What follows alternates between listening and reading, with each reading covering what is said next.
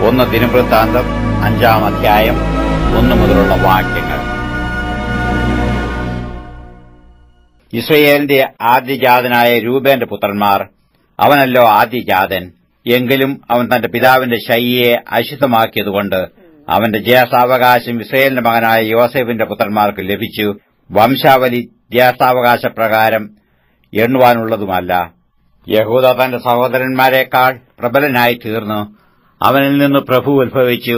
ജ്യേഷ്ഠാവകാശമോ യോസഫിന് ലഭിച്ചു. ഇസ്രായേലിന്റെ ആദ്യജാതനായ രൂബേന്റെ പുത്രന്മാർ ഹാനോക്ക്, പല്ലു, ഹെസ്രോൻ, കർമ്മി. യോവേലിന്റെ പുത്രന്മാർ അവന്റെ മകൻ ശെമയ്യാവ്, അവന്റെ മകൻ ഗോഗ്, അവന്റെ മകൻ ശിമെയി, അവന്റെ മകൻ മീഖ, അവന്റെ മകൻ രയയാവു, അവന്റെ മകൻ ബാൽ, അവന്റെ മകൻ ബെയേര. അവനെ അശൂർ രാജാവായ തിഗ്ലത്ത് പിലേസർ ബദ്ധനാക്കിക്കൊണ്ടുപോയി. അവൻ രൂബേനിൽ പ്രഭുവായിരുന്നു.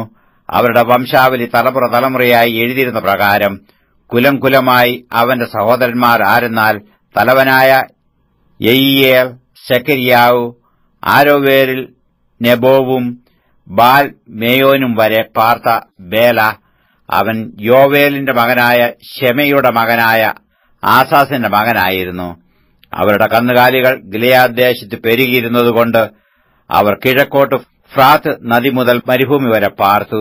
ശൌലിന്റെ കാലത്ത് അവർ അഗ്രിയേരോട് യുദ്ധം ചെയ്തു. അവർ അവരുടെ കയ്യിൽ പട്ടുപോയ ശേഷം അവർ ഗിലെയാദിന് കിഴക്ക് എല്ലായിടവും കൂടാരം അടിച്ചു പാർത്തു. ഗാദിന്റെ പുത്രന്മാർ അവർക്ക് എതിരെ ബാശാൻ ദേശത്ത് സൽക്ക വരെ പാർത്തു. തലവനായ യോവേൽ, രണ്ടാമനായ ഷാഫ, യനായി, ബാശാനിലെ ഷാഫാത്ത്. അവരുടെ പിതൃഭവനത്തിലെ സഹോദരന്മാർ മീഖായേൽ, മെശുല്ലാം, ഷേബ, യോരായി, യഖാൻ, സിയ, ഏബർ. ഇങ്ങനെ 7 പേർ. ഇവർ ഹൂരിയുടെ മകനായ അബീഹയേലിന്റെ പുത്രന്മാരായിരുന്നു. ഹൂരി യെരോഹയുടെ മകൻ, അവൻ ഗിലെയാദിന്റെ മകൻ, അവൻ മീഖായേലിന്റെ മകൻ, അവൻ യെശീശയുടെ മകൻ, അവൻ യഹദോവിന്റെ മകൻ, അവൻ ബൂസിന്റെ മകൻ, ഗൂനിയുടെ മകനായ അബ്ദിയേലിന്റെ മകനായ അഹി അവരുടെ പിതൃഭവനത്തിൽ തലവനായിരുന്നു.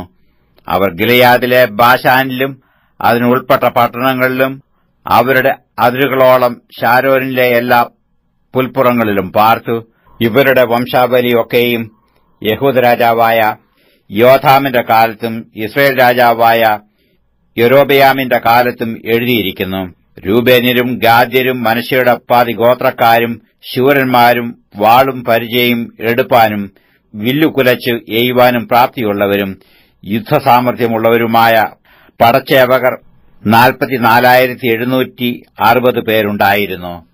അവർ ഹഗ്രിയരോടും യതൂർ, നാഫീഷ്, നോദാബ് എന്നിവരോട് യുദ്ധം ചെയ്തു. അവരുടെ നേരെ അവർക്ക് സഹായം ലഭിക്കിയാൽ ഹഗ്രിയരും കൂടെയുള്ള എല്ലാവരും അവരുടെ കയ്യിൽ അകപ്പെട്ടു. അവർ യുദ്ധത്തിൽ ദൈവത്തോട് നിലവിളിച്ചു. അവനിൽ ആശ്രയം വെച്ചതുകൊണ്ട് അവൻ അവരുടെ പ്രാർത്ഥന കേട്ടരുളി. അവൻ 50,000 ഒട്ടകം, 2,80,000 ആട്, 2,000 കഴുത എന്നിങ്ങനെ അവരുടെ കന്നുകാലികളെയും 1,00,000 ആളുകളെയും പിടിച്ചുകൊണ്ടുപോയി. യുദ്ധം ദൈവഹിതത്താൽ ഉണ്ടായതുകൊണ്ട് അധികം പേർ ഹതന്മാരായി വീണു. അവർ പ്രവാസകാലം വരെ അവർക്ക് പകരം പാർത്തു.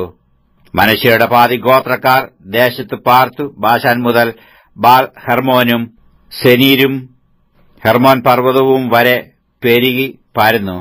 അവരുടെ പിതൃഭവനങ്ങളുടെ തലവന്മാരാവിത്, ഏഫർ, ഈശി, എലിയേൽ, അസ്ത്രിയേൽ, ഇരമ്യാവ്, ഹോദവ്യാവ്, യഹദിയേൽ. ഇവർ ശൂരന്മാരും ശ്രുതിപ്പെട്ടവരും തങ്ങളുടെ പിതൃഭവനങ്ങൾക്കു തലവന്മാരുമായിരുന്നു. എന്നാൽ അവർ തങ്ങളുടെ പിതാക്കന്മാരുടെ ദൈവത്തോട് ദ്രോഹം ചെയ്തു. ദൈവം അവരുടെ മുമ്പിൽ നിന്ന് നശിപ്പിച്ചു കളഞ്ഞ ദേശത്തെ ജാതികളുടെ ദേവന്മാരോട് ചേർന്ന് പരസംഗമായി നടന്നു. ആകയാൽ ഇസ്രായേലിന്റെ ദൈവം അശൂർ രാജാവായ പൂലിന്റെയും അശൂർ രാജാവായ തിഗ്ലത്ത് പിൽനേസരിന്റെയും മനസ്സുണർത്തി. അവൻ രൂബേന്യരെയും ഗാദ്യരെയും മനശ്ശെയുടെ പാതി ഗോത്രത്തെയും പിടിച്ചു ഹരഹിലേക്കും ഹാബോരിലേക്കും ഹാരായിലേക്കും ഗോസ നദീതീരത്തേക്കും കൊണ്ടുപോയി. അവിടെ അവർ ഇന്നുവരെയും ഇരിക്കുന്നു.